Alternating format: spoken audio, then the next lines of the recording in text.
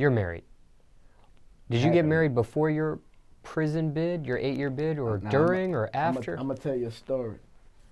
I was fucking up when I was locked up, like a nigga on the street, you know. And my wife came, we was at visitation, and she came to me with the marriage license. But I had them fucked up, you know what I'm saying? And man, she found out I fucked up. I'm talking about doing some cheating shit, like I'm locked up. And my wife was like, she tore the marriage license up in front of me. And I'm like, goddamn, because I was on some shit, man. Let me marry her ass, man. She ain't going nowhere. Because I'm a street nigga, man. I'm like, man, you know, she's saying she going to stay down with me, but I don't believe it. But if I marry her, she going to stay down. That was my mindset. So God knew my mindset. God knew my heart, you know. So he waited till I came home. I had the chance to say, you know what, man, even though you stay with me 8 years, 8 months, 16 days, fuck you. But how could you do that when a person dedicated their life from 21 all through them years? And my wife ain't ugly. Y'all seen her. You know what I'm saying? That was my angel, man. When I got 22 years, a lot of people ain't know I had 22 years. I had to fight to get 12 years back on appeal, you know, the right way. She stood down, went to every appeal courts, was on my lawyers. That's who was fighting for me. Now one of these niggas wasn't fighting for me. Let me get that straight. My wife was fighting for me. My homeboy Steve, who got, you know, he got killed, you know, mysteriously, was fighting for me. That's who, them two people right there. You know, we gonna get that straight. Nobody never tried to pay for no lawyers. Nobody never contacted me about no lawyers.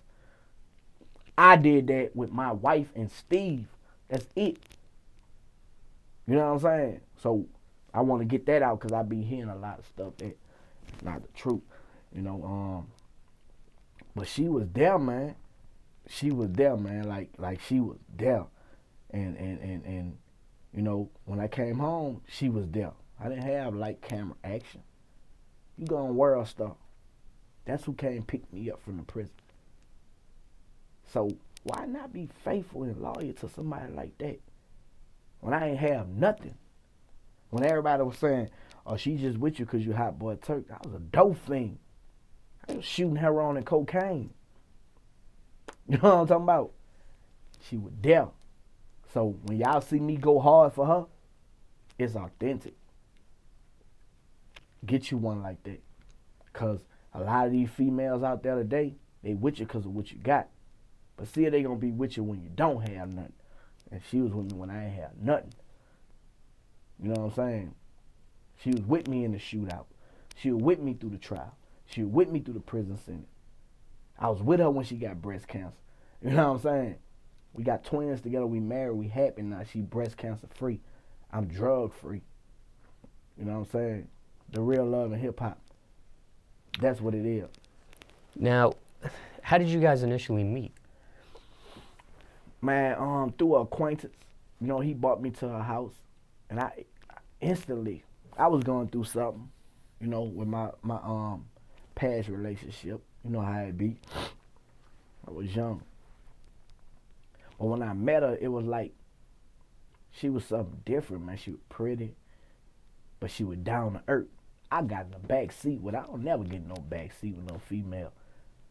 Hey, you gonna get in the back seat. I got in the back seat with her. We went to Red Lobster. And she did a little small thing. She shared her pasta with me, man. You know, while I was going through it, I was drugging. I was shooting heroin and cocaine. I was gone. You know, and she didn't look at me. I don't know if she knew or not, but I used to be in her bathroom all damn day. Shit, she had to know something, you know. But man, she just was digging me. You know what I'm talking about? And we was together 2 months, bro, before everything happened. And when I caught my case, I remember her coming to visit. We was together 2 months. And she was like, man, I don't care how much time it get, I ain't going nowhere. In my mind, I'm like, man, you pretty, you fine. Man, you know, but she did it, dog. So how can you mess over somebody like you can't do it? If you do it, you're a fuck nigga. Straight up. You know what I'm saying? That's just what it is. So she stood down with me, man. I married her on my little brother who got killed while I was in prison. Birthday, December 20th, 2012. I was home 2 months. October, November, December. I married her. You know, we ain't had no big wedding. And that's another reason I knew she loved me. She just wanted my love and my loyalty, my dedication to show that, bam, I'm with you. And then when she wound up getting pregnant with twins, I was there the whole time. A year later, she wound up having breast cancer. I was there for 2 years, you know. And some people would have said, man, I can't deal with it because I was changing tubes. I was seeing all kind of blood and, you know what I'm saying? Like, some people can't deal with that, but I was there like she was there for me. She breast cancer free right now. She's strong. She healthy. You'll never be able to tell that she went through chemotherapy and radiation because I was there. And I just feel like God just put us together. You know what I'm saying? Man, that's who I look up to. That's my everything. People wouldn't understand it if they ain't never been through it, but that's why I talk about her the way I do. We the real love in hip hop, man. For real. How long were you guys dating, or were you guys girlfriend and boyfriend 2 months. before the shootout happened? 2 months. So just imagine, you with somebody 2 months, y'all dating, y'all having sex. You know, she gonna be mad because I say that, but, you know, y'all doing all that. Y'all shacking up. But nigga, you got 22 years and she ain't going nowhere. Either my dick was good, you know what I'm saying? She really loved me, man. And I don't think it was the dick. You know, I just think it was God just put us together. No disrespect to my wife, you know, and, you know, God do things in mysterious ways, man, and not to get all religious, but there is a God, man, and she got me through it. She helped me, man. You know, I would have went crazy, bro. Being a hot boy and being in prison all them years, and, man, I'm still a little fucked up in the head, but, you know, I'm good now, though. When you said you were cheating on her while you were locked up, can you elaborate on that? When I say I was cheating on her, you know, being on the phone with other females, writing other females, telling them I'm going to come home to y'all, and just to get financial gain. You in prison, man. Man, look, man, hey, everybody become a motherfucking target. I got to eat. I need commissary twice a week. You know what I'm saying? That's your mentality. Like, man, I can't not go to commissary and these niggas talk about me. I ain't miss a commissary. I ain't miss a visitation. But I almost lost something that was very valuable. You know what I'm talking about? And for 6 months, I lost her. A lot of people don't know that. I begged her because I tried other things. And for them 6 months, I felt her absence, like, you know what I'm saying? Like, it wasn't the same. I begged her. And I'm a real nigga, man. You know what I'm saying? A lot of dudes might not admit this because they want to be all tough and hard. Come on, man. They don't get no harder than me. You know what I'm talking about? I begged her, man, because I knew what I had. You know, and she came back. She was hot. She was hard, man. I'm like, God damn, we had visitation, contact visit. I can't touch, I can't kiss, we can't take no pictures. She ain't give me no chicken, you know what I'm saying? Like I gotta make up, cause I messed up. But when you want something, man, you go hard for it, you know what I'm saying? That's what I did. And wound up getting her back, man. We wound up having a girl and boy twin, our first kids. You know, we still together today. And hey, we a group. The real love in hip hop, you heard me. Now, Yeah. when the cheating incident, that's something you just admitted to her, or did she find out? Nah, I admitted it to her. What made you do that? She kind of, cause it's like when you. Because you could have easily just kept that inside. You didn't have You to say can't keep it anything. inside when they constantly pressing you. It's like, man, she know. If a person that been around you, you can't lie to them. So the more you lie to them, it's even hurting them even more. So why just not tell the truth? Get kicked in the nuts, you know what I'm saying? Whatever they gonna do, cause I got kicked in the nuts at visitation, you know what I'm saying? But man, you know, I loved it, dog. So let me go ahead on and clear my conscience of me lying to you. Yeah, I did have the grease, You know, I was jacking off on the phone, you know what I'm saying, doing all this funny bunny ass shit, you know. I wasn't on no gay shit. I was doing a lot of phone sex, you know, doing all that fake ass shit, you know what I'm saying? Shit that niggas just were doing because a nigga could do it, you know what I'm saying? But my wife knew about it, man, and I just told her, man, and she was mad, she was hurt. Because mentally, like, when you locked up, it's like a mental thing. A person that ain't never been in that situation will never understand a mental love connection in prison. They'll never understand it because you're going to have people looking at it like, this nigga crazy, he institutionalized. But if you've been in a prison, you're going to be like, man, that nigga ain't lying. They going to feel it. So everybody that been locked up, they going to feel what I'm saying because it's a mental thing. And that mental thing be so strong, man. So anything you're doing the physical, if you do it in the mental, it feel the same way. You know what I'm saying? So that's how it was. Everything was mental. My wife just found a tablet. Somebody called and said, girl, this must be your tablet. Man, she was reading stuff. Everything she was writing was my real name, Tab Virgil. She was gone. And I was the same way. So just to see that she was gone years before, like, damn, you was writing like that, man. Damn, you were gone like I was gone. We was in love, man, and God knew it. We ain't knew it, but hey, we together today. We married happily. So when did you officially get married? How soon after you? 2 months after I got released from prison because she tore up the marriage license. We went through the counseling stage and everything, but when I hurt her heart. Cause like I say, my thing, cause it was the wrong reason why I was doing it. Everybody like when you in prison, and I'm sorry guys, but I gotta be real. They'll marry, man. They'll marry a booger bat. They don't care how she look, just to keep her down. That be the mindset of a prisoner, of an inmate, of a convict. That was my mindset. I was a convict. I am a convict still to this day, you know.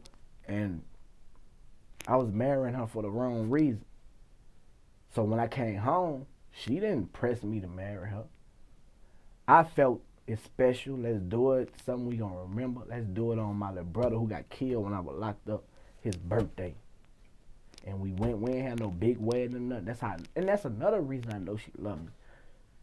She didn't say, man, nah, I need to have a big wedding. Now, one day I might give her, I'm gonna give her that big wedding where it gonna be all over. You know, we gonna do it like we need to do it. But she did it when I ain't have nothing. I came home to nothing, bro. I came home to nothing. Everybody was expecting me to come home to something. I came home to nothing. Everything I worked for, everything I grind for today, I got it from the mud, man. Ain't nothing gonna fall out the sky. I get it from the mud. You know, and I'm grateful for that because it taught me a lot. You got to man up. Are you gonna be your man down? You know what I'm saying? So I just respect it, you know. I'm not mad or bitter at nobody because Turk straight. You know, I got everything that I want. I'm good. I'm straight. Everybody wanna be in a solid relationship, whether he admit it or not. I got that. I got a family. I'm happily with my family. You know what I'm saying? I got that. And I'm drug free. So, you know, hey, it don't get no better than that. So originally she had brought a marriage license to you while you were locked up. Yeah.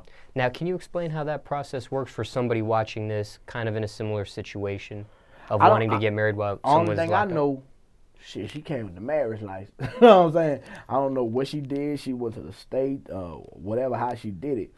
Like I say, I had the wrong motive of doing it. So I didn't care. Just get that marriage license. Let me marry you. You ain't going nowhere. You mine. You know, I could do and say whatever I want. That was my mentality, man. I'm locked up, man. I got 22 years, man. Look, if I marry your ass, you ain't going nowhere. That's the games that we play as men. We play games, man. You know what I'm saying?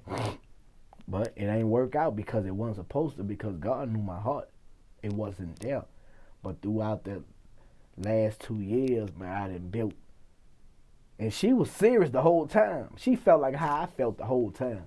But I did 8 years, 8 months, 16 days. I ain't feel that way like she felt. Completely like, man, look, F everybody. man, you know, because it's like it's hard for you to be like, is she really doing this? But then I had to wrestle like, bro, I don't got nothing. I came home to nothing. I didn't have no flashing lights, no Bentley trucks, no jets, no. I went home to her. My first meal was some Popeye chicken and a bubble bath, straight from her. And I think she got pregnant the same night with twins. For real. So, you know, that's why, man, I go hard for my wife. I love my wife, man. And anybody that I deal with gonna know that, man. You know what I'm saying? I love my wife. I love my family, man. That's just what it is. You know what I'm saying? She know that. I ain't just stunning for the camera. She know what's up.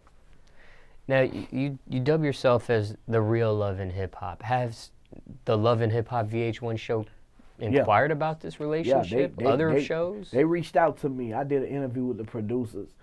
And to be real, you know, not to shade nobody, like I told them, if I can't be what I'm explaining to you, I can't be on it. You're not about to taint nothing that I got going on. This is real over here. This is real love in hip hop. So I was inspired by the interview that I had with the producer to do the Real Love in Hip Hop series. We about to drop the Real Love in Hip Hop album October 30th. We dropped the mixtape like a month and a half ago, you know, and we basically just telling our story. Everything I'm explaining to you is in music.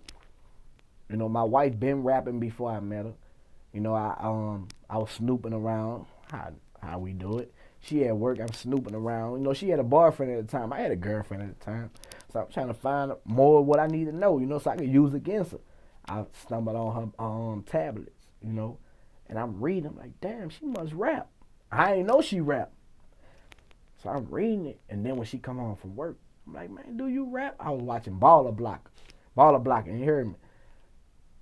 I was feeling myself still, even though I was on drugs, you know. Look, man, I'm Hotboy Turk, you know what I'm saying? But she didn't care about that for real, man. She really, really genuinely loved me, you know what I'm saying? Like, I don't know what it was, but, you know, and I found out she raps, so when I got locked up, we used to rap on the phone, and you know, she could sing a little bit too, you know, and we just were planning the whole time while I was locked up, you know what I'm saying? And when I came home, the only thing that slowed us down was the breast cancer, you know, and like I say, she overcame that. You know, she's a spokeswoman for that. You know, she just did an interview talking about the reconstructive surgery, how they used to give you reconstructive surgery, but they only make it look good under your clothes. My wife looked good as if she didn't have breast cancer. And that's TMI, but it looked good. You know what I'm saying? And she just informed people and inspired people at the same time. You know, and you know, I stand for her like she stand for me, man. You know, it's real, man. What was the response to the mixtape when you guys put it out? When we dropped it, it was surprising to me, cause when Birdman hit me and said you got something special, anything anybody else saying, it don't matter, because this is who I started off with. He not gonna just go with no anything. Him and Slim know the game. So when he tell me, man, your wife gonna be a bigger star than you was, that what Birdman tell me. I believe it. Cause I already know it, but just to hear it from him without me even saying nothing, everybody else, it really don't matter what they say. Because Dude and Slim, they geniuses, man. They you can't take that away. Everybody that came around them, if they did it the right way, look at them. They blew up. So if you blew up from just being around and being in somebody's presence, what they tell you, you can't take that away from them, man. I don't care if the artist talented. You still have to bring your talent to Birdman, man. And that's just the reality of it. There's a plenty other CEOs that's doing their thing, but ain't nobody doing it like Stunner, man. I did it like Stunner. What's the difference between the mixtape and the album? I don't see no difference. It's just, you know, mixtape, you could do it whenever you want. You don't have no, you could drop it whenever you want to drop it. You still promote it the same way if you want to promote it like an album. You know, I don't see no difference in it. You know, I didn't drop like 5, 6 mixtapes since I've been home. If I was on contract waiting on an album to drop, I couldn't do that because you're on a time frame. You got to do it when the label say do it. But mixtape, you could just, man, get that to the fan. And it still turn into revenue for you because if they like the music, the radio station going to play it, the DJ is going to play it, the club's going to play it, and you're going to get booked to do shows. Well, I meant specifically, what's the difference between the Real Love and Hip Hop mixtape and the Real Love and Hip Hop album that's coming out on the 30th? The difference is I added 5 more new songs to it. You know, it was a test run when I did the mixtape just to see because it was our first time doing it. Let me see if they really, you know, because we rapping like real love and hip hop. We rapping about love and hip hop. We talking about our situation. So is the industry ready to hear what I thought Papoose and Remy was going to do? Is they ready for that? Papoose and Remy ain't do it, so it was kind of like, you know, salute the Papoose and Remy. You know what I'm saying? Because that's the only real love in hip-hop that I feel like similar to me. He just was the dude doing it, and my girl was Papoose. He was her. We both did time. You know what I'm saying? I'm Remy and Remy me. But we had something solid on the outside waiting and pushing. I respect that. That's hard, man. That's a hard thing to do. Because we complain a lot, man. We like, man, we drive people crazy on the streets. We want it our way. I know what Papoose went through because I did it to my girl, my wife. Have you guys had a chance to talk? Yeah. Me and Papoose, we actually was in New York probably like 2 years ago. Alvin Mays, G Fields, you know, we all met at the hotel. We talked, and it was talks about us doing a song together, me, my wife, and him and his wife. You know, but we never got back with each other. But Papoose, I salute you, homie. I salute Remy, and we gonna get to that song because it need to be done.